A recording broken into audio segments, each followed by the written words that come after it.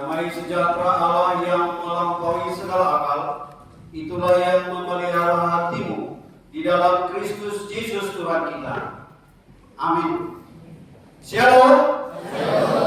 Selamat Minggu Rogate untuk kita semua. Di acara ini kita ada juga yang duduk di luar. Boleh ditampilkan yang duduk di luar untuk keluarga Macidorus yang saya lihat. Selamat hari Minggu. Tuhan Yesus memberkati dan semua Bapak Ibu yang berada di luar.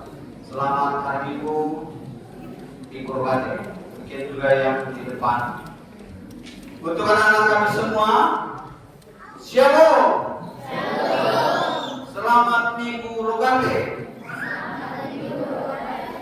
Ya, baik. Kita akan merenungkan firman Tuhan. Nanti yang pendeta akan bertanya kalau dikasih tes. Firman Tuhan yang akan direnungkan bagi kita tertulis dari surat Rasul Paulus kepada jemaat di Kolose pasal yang pertama, mulai dari ayat 9 sampai dengan ayat yang ke-14. Pendeta akan membacakan untuk kita semua. Mari kita perhatikan firman Tuhan. Sebab itu, sejak waktu kami mendengarnya, kami tiada berhenti-henti berdoa untuk kamu. Kami meminta supaya kamu menerima segala hikmat dan pengertian yang benar untuk mengetahui kehendak Allah dengan sempurna, sehingga hidup layak di hadapannya serta berkenan kepadanya dalam segala hal, dan kamu memberi buah dalam segala pekerjaan yang baik dan bertumbuh dalam pengetahuan yang benar tentang Allah, dan dikuatkan dengan segala kekuatan oleh kuasa kemuliaannya untuk menanggung segala sesuatu dengan tekun dan sabar, dan mengucap syukur dengan sukacita kepada Bapa yang melayakkan kamu untuk mendapat bagian dalam apa yang ditentukan untuk orang-orang kudus di dalam kerajaan terang. Ia telah melepaskan kita dari kuasa kegelapan dan memindahkan kita ke dalam kerajaannya yang kekasih. Di dalam Dia kita memiliki penebusan kita, yaitu pengampunan dosa. Demikian pembacaan firman Tuhan. Teks di Minggu Rogate ini mengingatkan kita dengan ucapan syukur dan doa. Minggu kita, Minggu Rogate, temanya tetap berdoa. Sekarang supaya anak-anak konsentrasi. Yang pertama, angkat tangan ya.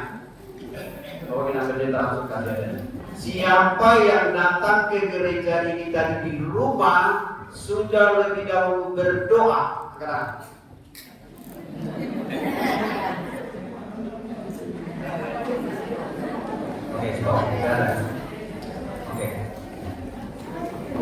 Oke, yang kedua, siapa yang berkhotbah hari ini langsung berdiri? Berdiri. Ya. Ya, minta video hanya 2. Ya. Nanti dikasih hadiahnya. Terus yang ketiga, mana itu panitia? Itu panitia mana? Atau wakilnya? Apa tema orang tua itu? Untuk lansia, untuk Ina Kamis, untuk Ina Eksaudi, untuk Ama Haleluya, dan juga untuk Ama Immanuel. Apa tema periode sekolah minggu hari ini? Ya, tema Kafiro, bukan tema minggu. Tema periode kita. Mana ini bagiannya? Temanya di mana? Ayo, berdiri di depan. Mana mana mic-nya maksud gua? Mana mic-nya? Ini kita perayaan sekolah minggu, temanya tidak tahu.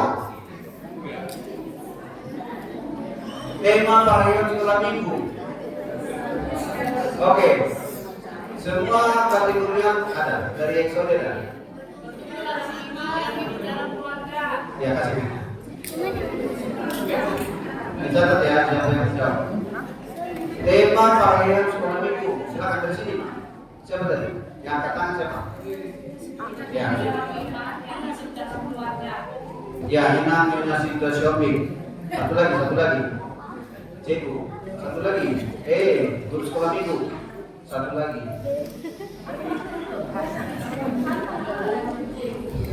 Mana ketuanya? Ketua panitia perayaan sekolah minggu.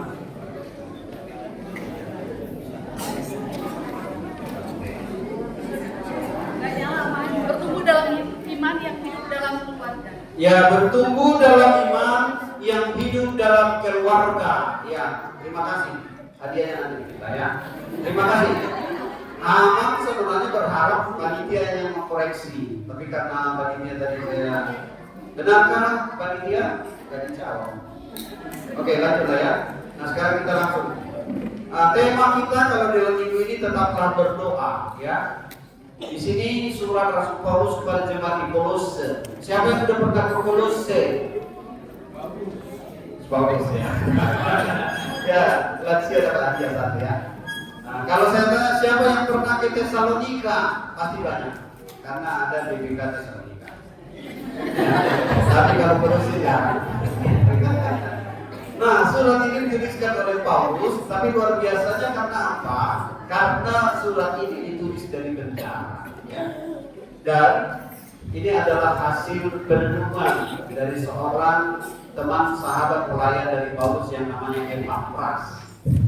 Ya, Epafras itu mohon kepada Paulus, bantu dulu gereja kami di Kolose karena sekarang banyak dari jemaat kami yang mereka itu seolah-olah tidak yakin bahwa mereka ditebus oleh kuasa darah Yesus Kristus yang telah tersalib dan bangkit. Karena ada orang Kristen yang berasal dari Yahudi memastikan atau bahkan menetapkan harus mengikuti hukum Taurat. Nah, ini persoalannya. Jadi hukum Taurat itu bersifat sunnah, ya, harus memberikan persembahan. Nah, udah dekat ketua panitia. Ya, ketua panitia, apa tema dari perayaan sekolah minggu ini? Itu dari supaya dikoreksi jawaban dari kedua. Ya, bertumbuh dalam iman yang hidup dalam keluarga. Oke, terima kasih. Ya, itu aja. Ya, selanjutnya Bapak Ibu kita akan melihat di sini untuk anak-anak kami karena tidak ada yang pernah dari Kolose, ya. Kita mengingat di sini adalah bagaimana jemaat di Kolose mereka mau belajar tentang Kristus. Kristus adalah pusat seluruh kehidupan orang percaya. Sama-sama. Kristus adalah pusat seluruh kehidupan orang percaya. Nah, kekristenan bukan hanya sekedar bersifat kelakuan baik, tetapi juga hidup benar dan baik di hadapan Tuhan. Makanya dikatakan moralitas dan spiritualitas. Hidup Kristen itu naik sekali 6B. Hidup Kristen itu harus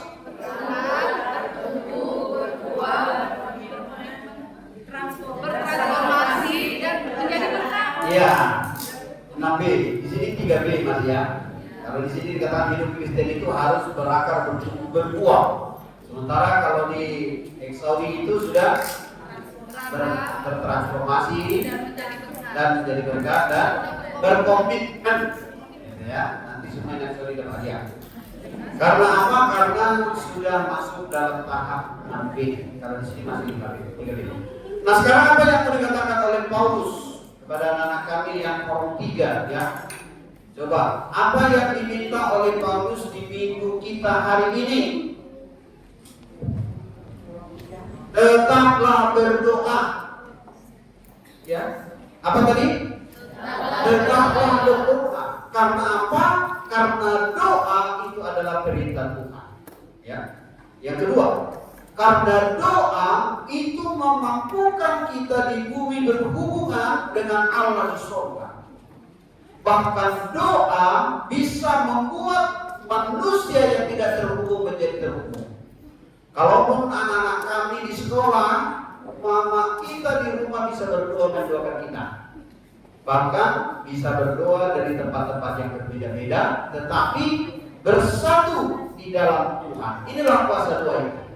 Jadi karena tema kita sekarang ini supaya kita bisa bertumbuh dalam iman dan hidup iman itu di tengah-tengah keluarga yang harus dikerjakan setelah pulang dari parkir sekolah minggu ini apa? Yang pertama, berdoa. Rajinlah berdoa. Ada slide-nya, nggak usah saya ditampilkan. Ya. Apa itu doa? Siapa yang bawa HP sekarang? Siapa yang bawa HP? Ya. HP tanpa power itu bisa nggak? Tanpa ada isinya power, berguna nggak ya? Tidak. Kenapa? Karena HP membutuhkan power. Manusia tanpa bernapas bisa hidup nggak? Tidak. Doa itu adalah napas hidup kita. Oleh karena itu semua kita tidak boleh berhenti berdoa. Kalau berhenti berdoa itu sama dengan berhenti bernapas. Ya, kalau berhenti bernapas apakah bisa datang ke gereja ke sekolah minggu? Tidak bisa. Oleh karena itu doa itu adalah napas hidup kita. Ya, semua orang di tengah-tengah gereja, baik itu di sekolah minggu, harus memberi waktu untuk berdoa. Ya, pulang nanti dari sekolah minggu, dari gereja ini, tugas pertama dari anak-anak sekolah minggu apa? Berdoa. Ajak papa, ajak mama, ajak keluarga tetap berdoa. Kenapa kita malas berdoa? Kenapa kita malas berdoa? Karena Paulus berkata tadi dalam teks ini kurang pengertian. Ya, coba kalau kita tutup hidung kita. Ya, siapa yang bisa tahan 1 jam? Tidak bisa. Ya, apalagi kalau 1 hari. Nah, kalau kita tidak berdoa, itu sama dengan kita sedang tutup hidung, tidak bisa bernapas. Oleh karena itu, mari kita tetap yakinkan di hati bahwa doa itu menjadi hal yang penting dalam hidup kita. Nah, Paulus mengingatkan jemaat di Kolose karena mereka sibuk mengurus urusan yang kadang-kadang tidak berhubungan dengan kehidupan mereka. Next ya. Tujuan doa Paulus, tujuan doa yang diajarkan oleh Paulus supaya yang didoakan itu bukan hanya dirinya, tetapi kita juga diundang untuk berdoa bagi orang lain, bahkan juga bagi bangsa, negara, dan juga bagi para pelayan-pelayan Tuhan. Makanya dikatakan dalam teks ini, aku sangat rindu jika kalian semua setia berdoa. Doa itu catat dulu, siapa ini yang 3 ini? Baca dulu. Doa bukti peningkatan pertumbuhan menuju kedewasaan rohani. Mana ini sekarang? Next. Tujuan doa Paulus. Ya. Oke, nomor 3. Doa, satu 3. Doa bukti peningkatan pertumbuhan menuju kedewasaan rohani. Itu orang 3. Orang 2 bisa baca? Oke, nomor 2. Melatih doa menjadi karakter. Tahu maksudnya itu? Doa itu harus menjadi sesuatu yang kita hidupi. Itu maksudnya karakter, ya. Oke, orang paling kecil dibantu sama kakak sekolah minggu dan juga mama-mamanya. Nomor 3. Doa sarana komunikasi dan empati kita. Jadi doa itu komunikasi dengan Tuhan, tetapi sekaligus hubungan kita dengan sesama. Ketika ini pertanyaan selanjutnya dicatat dulu. Siapa yang melihat mamanya rajin berdoa? Berdiri. Atau mama siapa yang rajin berdoa? Berdiri. Oke ya, dicatat ya. Oke, selanjutnya nomor 4. Nomor 4 berarti ingat lansia. Nomor 4, doa itu media pembelajaran. Ya sama-sama. Nomor 4, doa media pembelajaran. Ada artinya itu.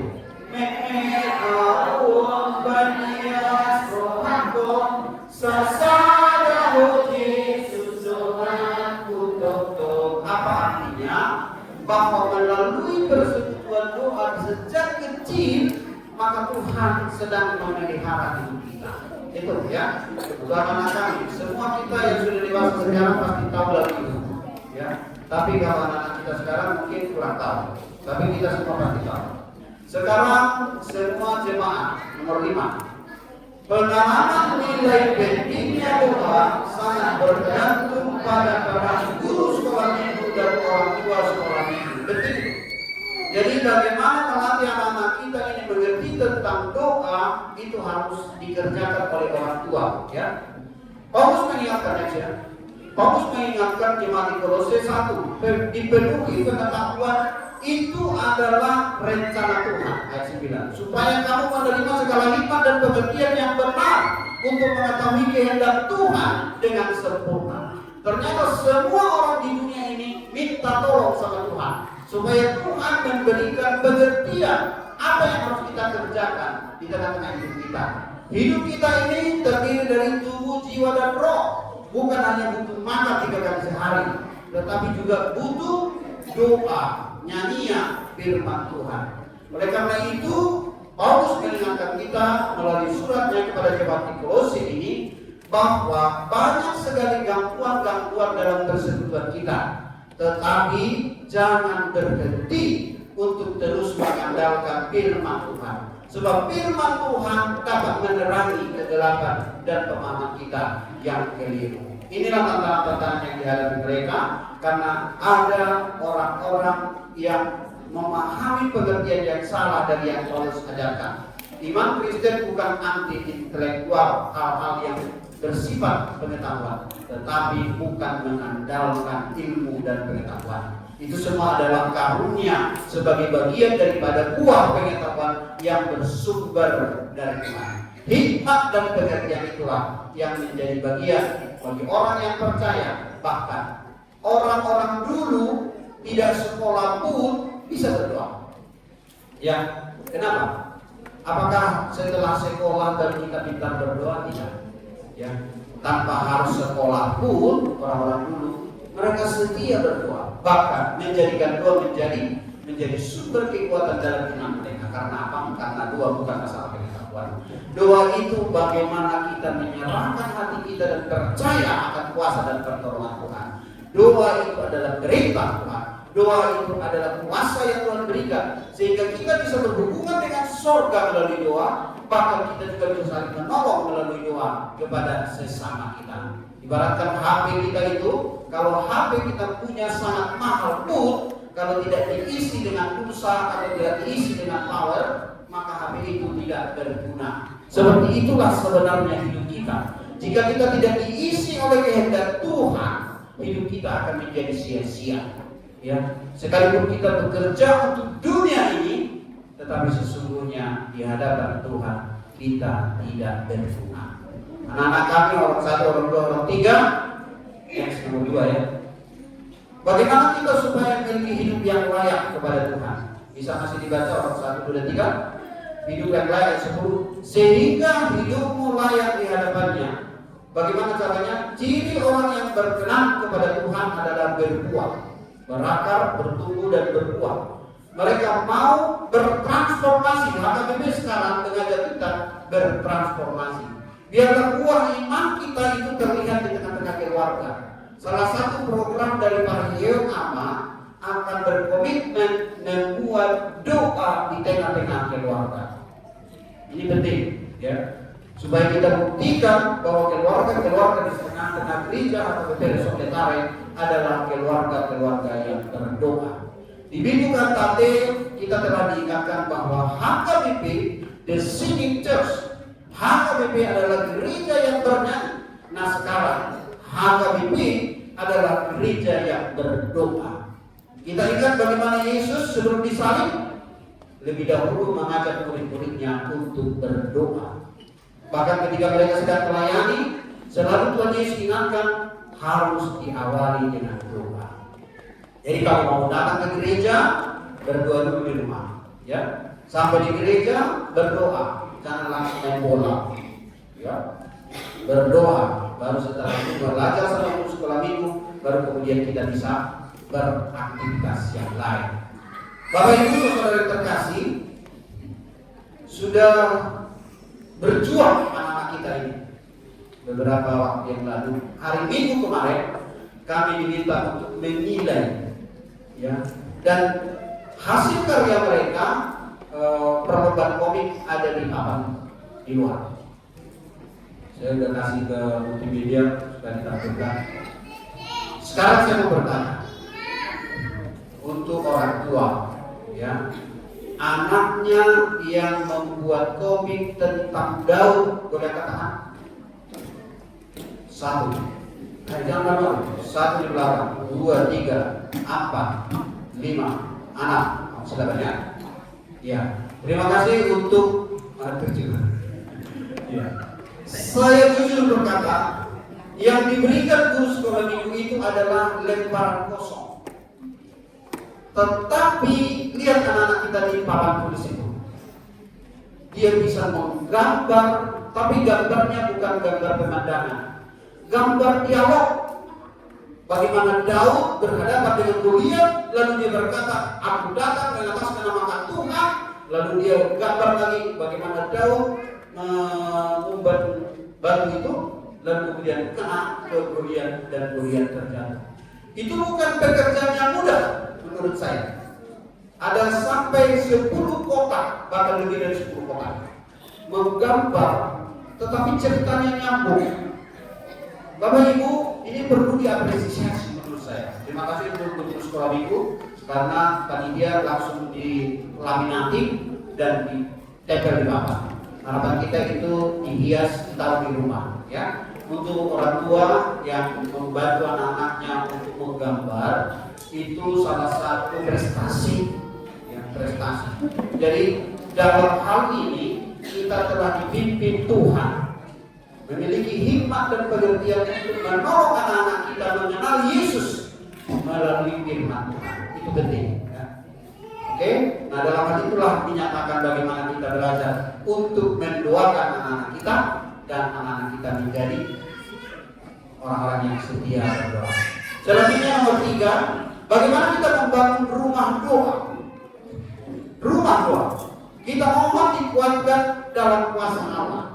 Karena apa? Ini sorry, apa yang terjadi di retreat kemarin dalam rumah itu? Ada satu sosok yang muncul. Bagaimana cara mengatasinya? Berdoa. Ini benar-benar Bapak Ibu, ada satu sosok yang muncul di kamar, tapi di kamar Ina, bukan di kamar Mama. Karena dia takut sama Mama. Jam 1 pagi saya dibangun. Anak-anak kenapa? Ada sosok yang besar di kamar kamu. Wah, siapa itu? Kok pada dia masuk? Kalau kita udah tutup dalam doa, janganlah dia keluar. Karena dia keluar, masuk dia, gitu ya. Kalau udah kita tutup dalam doa, kita tidur. Tetapi karena sosok itu masuk, mau tak mau kita harus pusing.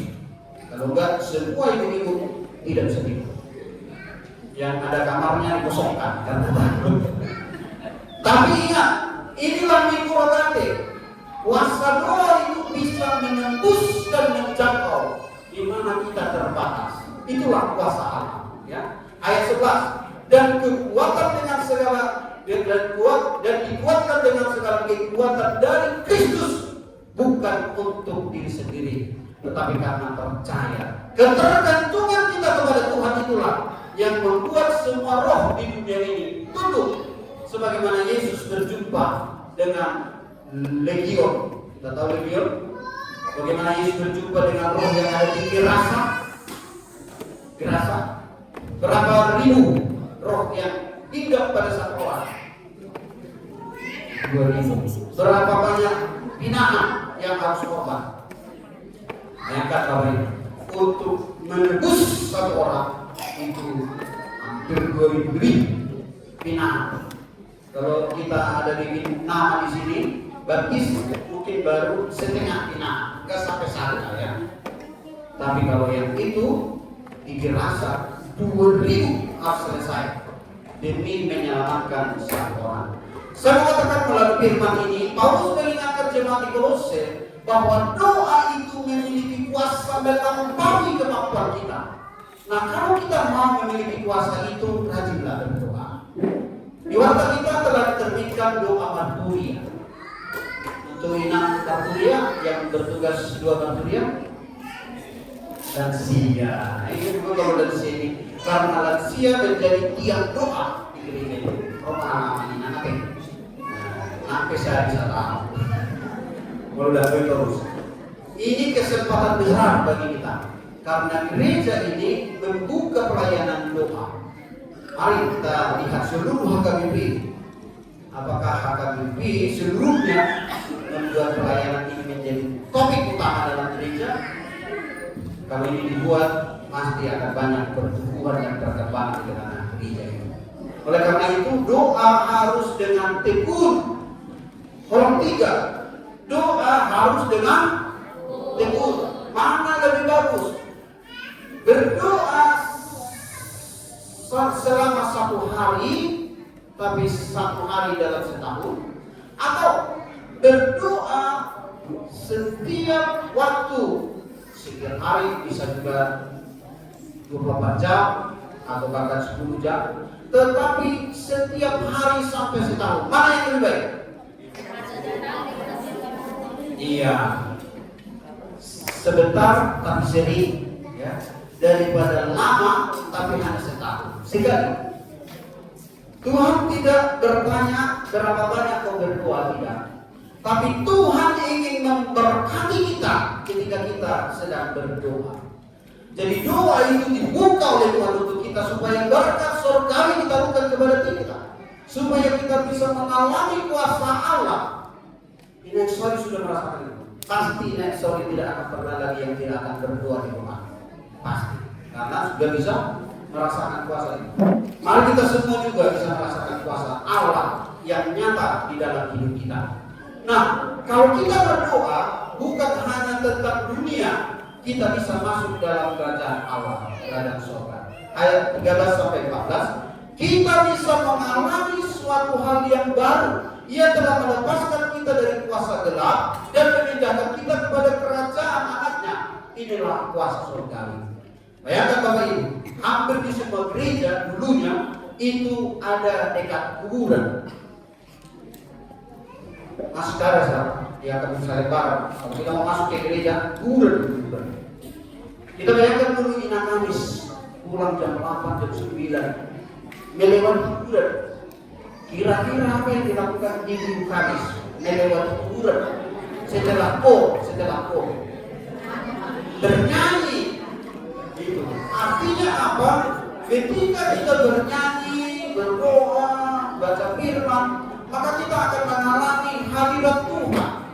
Hadirat Tuhan itu mengusir segala ketakutan, termasuk roh-roh jahat. Jadi mari berhati-hati kita untuk berdoa, memuji dan memuliakan Tuhan. Untuk orang 2 dan 3, kalau baca, ya, keselamatan bukan. Orang 2, orang 3, 1, 2, 3, sama terus kawan itu. Keselamatan bukan sekedar menjadi orang baik atau sekedar rajin beribadah. Keselamatan adalah dilepaskan dari kuasa dosa, dipindahkan dari kerajaan gelap ke kerajaan Kristus. Dalam Kristus ada penebusan dan pengampunan. Teman-teman, ini menjadi kesimpulan dalam persekutuan kita ini, dalam ibadah minggu ini. Minggu Rokate itu berbicara bagaimana kita diselamatkan oleh Tuhan, bahkan dari kuasa dosa, kuasa gelap kepada kuasa terang dalam kerajaan Allah. Kita telah berpindah dari hidup yang gagal kepada hidup yang berhasil. Karena apa? Karena kita telah ditebus oleh Kristus. Ya. Bagian terakhir penutup. Bisa mereka menjawab? yang digendong barusan. Berdiri langsung kasih hadiah. Apa tema hari Minggu barusan anak kota? Nastasia, ayo, apa tema? Satu orang aja. Ada yang bisa? Oh, belum bisa. Ada berdiri ya? Ayo, apa tema kita hari Minggu ini? Ini orang satu ini. Ini tidak ada. Sekarang masuk kita ke orang dua. Apa tema hari Minggu kita barusan? Berdiri. Ya, nggak apa-apa. Langsung. Oke, bertumbuh dalam iman dan hidup dalam keluarga. Dia ingat tema ya. Minggu rohani. Besok kapan naik kelas 3. Apa tema minggu kita? Berdiri semua. Oh ya, ini aja. Tetap berdoa. Oke, mantap. Kasih nanti. Ya. Kasih biar mereka semangat pulang. Ya. Tema. Mungkin ya kasih aja semua. Habiskan aja sama pelajaran. Supaya kita tutup mereka pulang dengan sukacita. Nanti minta hadiahnya sambilan ya. Semuanya. Baik, mari kita berdoa.